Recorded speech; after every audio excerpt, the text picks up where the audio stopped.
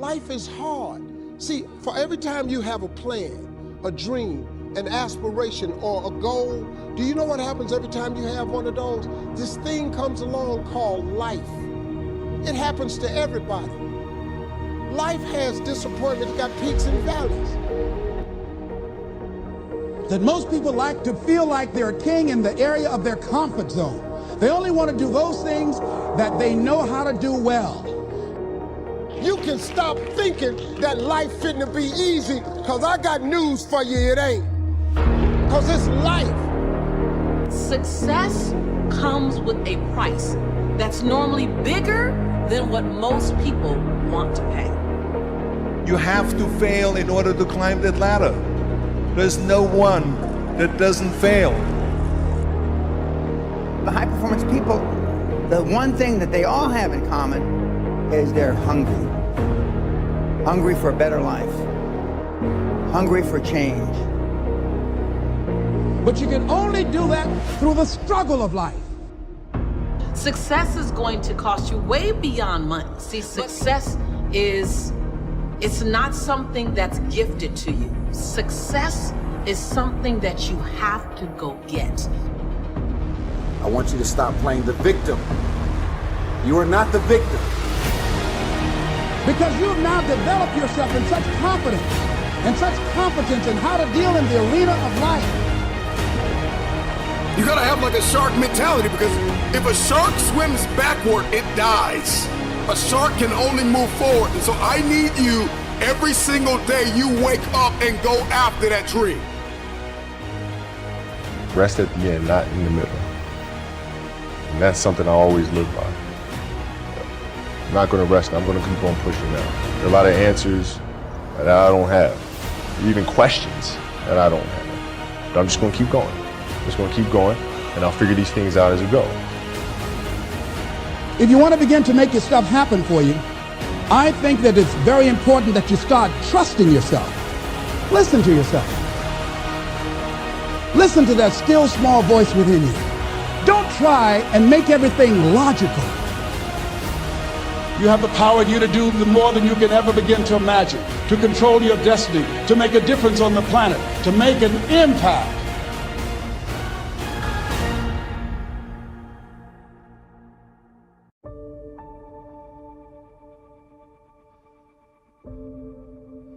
When you're going through some stuff, when things go wrong, don't go with them. It's going to happen to you. It's not personal.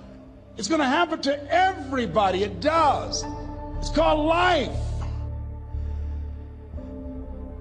Behind every moment of adversity in your life, there is a blessing and a lesson. Your life doesn't end up in an accident. Your life is a series of actions that you initiate or don't initiate.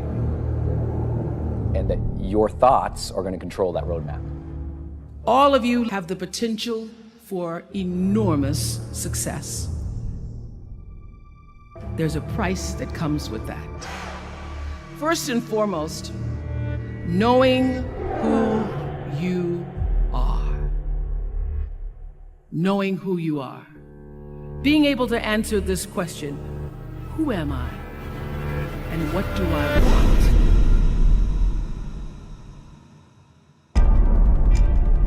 But I got a saying, when life knocks you down, try and land on your back, because if you can look up, you can get up.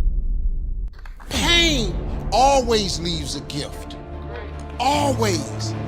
Maybe it was time for you to move on. Don't worry about the people that God has removed from your life.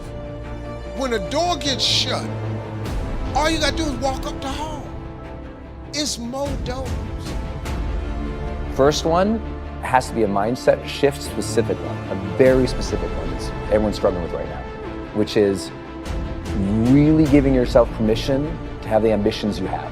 Most people are half-hearted, half interested, half engaged in their actual dream and actual ambition.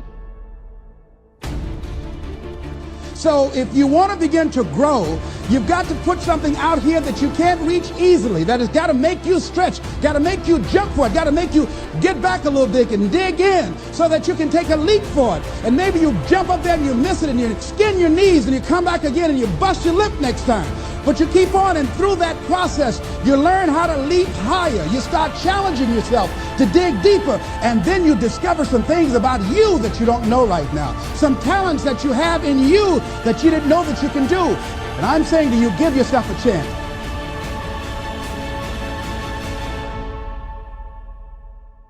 You have to learn to own your ambition, speak of the ambition, chase the ambition, drive the ambition, and lead the ambition. It is a full allowance of the ambition and an active generation of that ambition.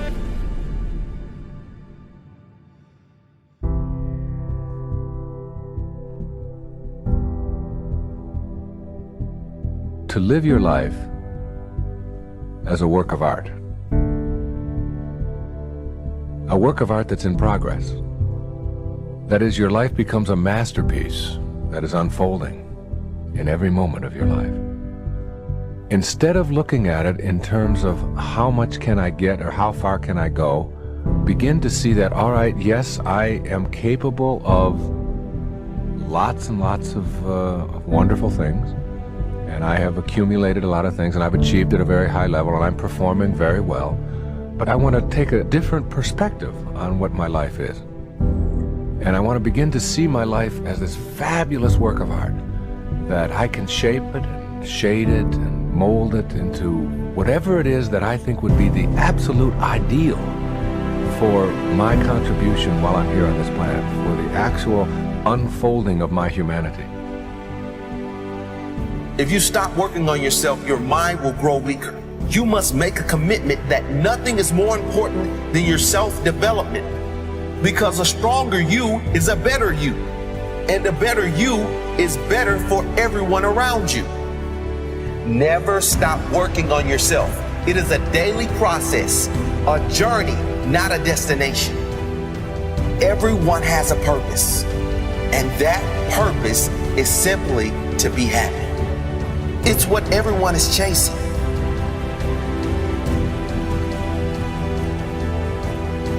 Self-development is something we haven't jumped into enough. We mistake spirituality for self-development.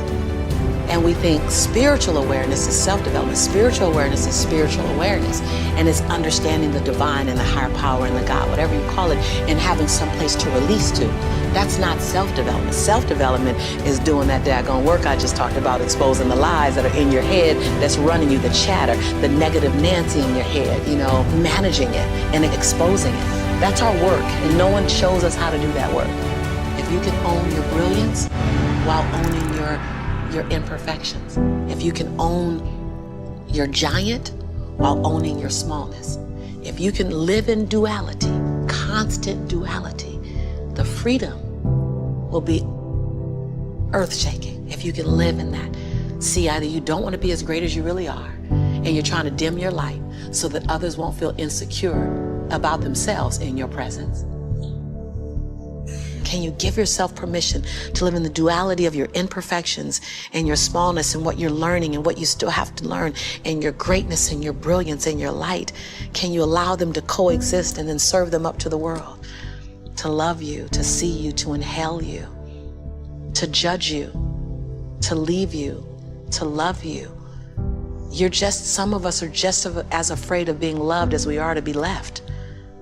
Can you give the world permission to leave you and love you? It doesn't mean that you can't do it. You might be rejecting something that God wants to send into your life. It doesn't mean that you can't do it. It just means that you can't do it with the old order. You can't have a new blessing and an old order. Every so often as you get new blessings, new opportunities, new doors, new positions, new children, new life, new marriage, new house, new whatever it is, you have to refocus. Now you got more weight. Now you got more responsibility. Now you got more demands. You have to refocus, restructure, reorganize. Are you organized for what you prayed for? I'm not trying to be everything, because if I am, then I've stopped growing. The best people out there in every circumstance, be it business, be it relationships, dad, father, husband, CEO, employee, wherever you are in your category, you have a willingness and a desire. Those are the best people. If that's your DNA, have a willingness to grow and a desire to be better,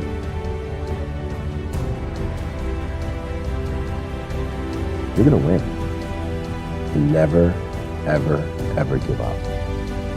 There'll be people out there that will tell you you're not good enough. There'll be people out there to tell you that you'll never be the other person. Don't be one of those people. Be the outlier in that belief system. Be the one who's different. Be the one who never gives up on you.